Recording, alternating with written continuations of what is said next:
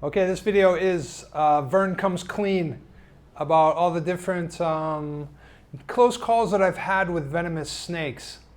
So these are, let me think, I don't know if they're all stupidity on my part or what exactly. The one was just pure accident. So anyway, let me start with the very first one. I think was I was dropping off a mangrove pit viper, Purpurea maculatus. It's the venom is okay. I mean, it's viper venom, so it's going to destroy tissue and stuff, and maybe clot, but it's not all that bad. When I had this snake, I thought it was very bad. I had heard some bad stories about its aggressiveness and stuff like that. So I'm dropping it off. I had picked it up that day, took some photos and videos, and was dropping it off in the mangroves. So I have my daughter with me. She's like 2.5 maybe. She might have even been less than that. She's about 2. I'm holding my daughter, and then I'm trying to think, how am I going to get this snake down off the boardwalk? It's like 2 meters high off the mud. And I said, how am I going to get that snake down there? Because there's a troop of monkeys about 60 meters away coming toward me. And these monkeys are real nasty. I don't know what's wrong with these. I guess they get beat a lot or something down there, and probably rocks thrown at them and stuff. So they were coming, and I was like, oh God. I go, hun, I sat her on the boardwalk. I jumped down with the snake in the bag. I put the snake out in the mud, and the monkeys were coming even closer. They're about 30, 40 meters, and my daughter's starting to get a little antsy, so I was like, oh, come on, hun. So I grabbed her, and held her. And so I didn't know what I was going to do. I wanted that snake to go faster because those monkeys, I didn't know if they were going to kill it or what. I've seen monkeys at the temple take a little kitten like this big up into a tree about 30 meters high. The cat fell out of the tree and died on the concrete below. So 30 meters up into this tree, but we're already 40, 50 meters vertical off the concrete. This cat fell like 70 meters or something crazy. So I thought, oh man, I don't want the monkeys to tear up the cat, but I didn't want the monkeys to attack me either. So I kicked at the tail of the pit viper, thinking I'll just flip it real quick and it will go even faster, and get away. And I had sandals on, right? I had bare feet and sandals. And so when I kicked it, immediately it turned around and came back at me this much further. So my foot was here, and it was about here. And I was off balance, like I was too far forward on this front foot that I couldn't even pick it up, I couldn't transfer the weight on my back foot fast enough.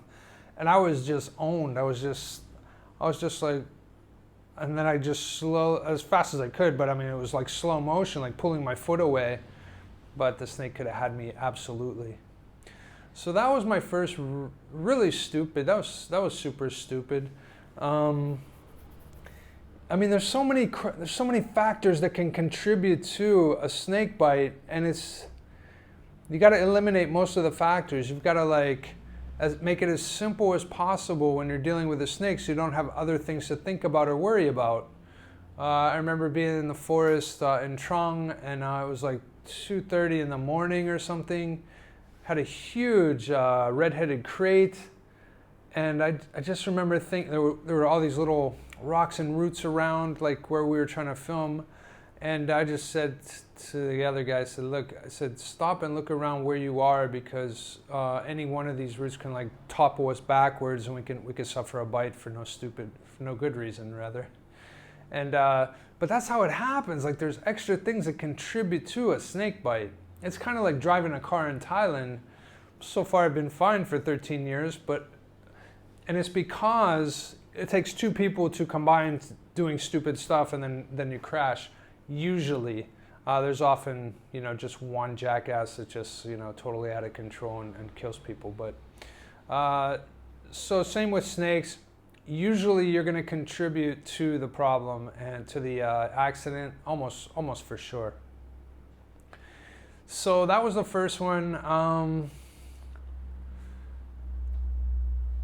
There really wasn't much I mean, I was very careful about when I first started getting into snakes, you know, here in Thailand, around 10, I guess over 10 years ago now. I was very cautious about everything, you know, tailing things, venomous snakes, very rarely, not really much at all, for years. And then as I got more comfortable with it and felt, you know, like I was still pretty safe. And then, you know, today I do it all the time. But so I was really quite safe for many years. And even today, I think I'm really quite safe as long as I keep a big picture perspective about what I'm doing and how other factors can contribute to an accident, and me getting bitten or somebody else getting bitten. So another one was, this was the accident. I was just running through on a trail in the morning. Malayan pit vipers aren't supposed to be out. This one was right on the trail. Couldn't have been any more right on the trail. It was a small one though, so it was coiled up about in a circle about that big. But as I looked down, I was in the air, and I'm looking at the ground, and I see this snake coming up. I'm already in the air, and I see where my left foot is going to hit, and I was just like, oh, god damn. It had to be that snake, right? And so when I hit, I couldn't help but hit that foot. The foot hit right in front of his face, like this far, and I pulled up as fast as I could. I put my other foot down, you know, as fast as I could, and pulled up that foot so fast and like tumbled over to get away from it, but it didn't even move. So that was good. So I don't know, do vipers not strike if they're that surprised? Like if a foot just comes bam, like right in front of their face. It might have been sleeping because it didn't even move at all that I saw. He definitely stayed right there in the position whenever I came back and got him and put him off the trail. But so that was another real close call. It could have been a real one. Before that, I had another Malayan pit viper close call. Now this was kind of, I don't have my hook here. I have a camera selfie stick, a long one. Yeah, you can't see much anyway in the video. Anyway, so imagine this is a hook here. So I have Malayan pit viper here on the end of the hook. This hook is really a meter long. It's 38 inches, I think it is, maybe 39. No, this was my shorter hook. This one wasn't that big. This one was 32, 33 inches, maybe just a little bit bigger than this. So had the Malayan pit viper on there and was gonna just give him a little toss. You know, I was low to the ground, right? I was bent over, and I was just going to give him a little toss about a foot back behind some vegetation so that he would feel safer to go instead of like staring at me the whole time. I've been trying to get him to go away from the stream there. So I gave him a little flip, you know. As I did so, I must have moved forward as well when I flipped, moved my hand forward, because the hook caught one of the bushes, and it didn't do as I expected. It caught and grabbed, and then it jerked up a little more. And at the very same instant it did that damn snake jumped out at me, you know. So it was I saw the fangs were it was wide open mouth. I mean, it was right about here, so it was still less than a foot away, not maybe 8 inches or so. It's still pretty, you know, okay, but you know, if he would have put a little more effort into that strike, maybe he would have got me. So that was pretty stupid, I guess. It was just something you learn. Yeah, I learned something there, right? Because I wouldn't even thought it. What contributed to it was that bush and also trying to again like push the snake away, when I should have probably just put it somewhere to begin with and then just walked away from it. So that was another eye-opener for sure. Saving the one for last that happened fairly recently. I've never told anybody about that one. What else? King cobra, no. Monocled cobras. Sometimes, I mean, Here's when I think a lot of people get bitten is when, and I myself twice I recall now with monocled cobras. No. King cobra. I think both were king cobras. Monocled cobra, it might have happened one time with that as well. It might be 3 times. And if I'm not smart enough to learn after 3 times, you know. So what happens is I'm shooting photos and videos by myself because there's nobody else here that's into snakes, nobody that would even be anywhere close to snakes. And so I'm doing it myself. I have camera in this hand, I have hook in this hand sometimes. Sometimes I don't even have the hook if it's just hooded and I'm just able to get some shots. And it happens over time, like maybe it's been like 10, 15 minutes. I'm starting to feel more relaxed because the snake is finally calmed down, right? It's a little bit tired, so it's calmed down. So I'm like, hey, get on the ground and like, you know, get this far from him and take photos, like good photos and stuff. And what happens is I just get a little too complacent. I get a little too comfortable, and I might be checking, you know, what I just took or something like that. Like the snake strikes, and I just think, oh, he's done. And I look at my pictures or something like that, and I look again, and he's like came forward even more. And it wasn't. One of them was that bad. The other 2. It was just a strike and then another strike after, like a follow-up strike, which doesn't usually happen, but it happens. And yeah, none of those were all that close. Oh, I just remembered a real bad one too. I mean, I was safe, but. So yeah, that happens at least twice with king cobras, video and photos on my own. One time at least with a monocled cobra, I think I remember. The other bad one is a video. I already have it up. It's I'll put a link in the description. It's when the king cobra, about 2 meters or so, a little over 2 meters. I was letting go with Michael Fordham and some other people, Son and some other guys I know, and again I had that short hook, the one that's just a little bit too short, definitely too short for a 2+ meter king. But it's only like 32 inches or something. It was really lightweight. And I saw the king. The king was like, I was tailing it at the time. I was holding the tail like this. I saw it just start to turn, and I figured a strike is coming because it hadn't struck for a while. And so I used the short hook and like pushed him away and pulled my leg out of the way at the same time. But that hook was so short, I could only push so far. I don't know if you can see what I'm doing here. Yeah, I was doing like that anyway. Anyway, so the guy taking video for me, I saw the video later, and looks like it was really close. But during the actual thing, I could see, like, to me, it was about 6 inches away, I thought. And I thought, wow, that was close, but it wasn't all that close. You know, it's not. 6 inches is a hell of a lot, really, to me, probably to most people that handle snakes.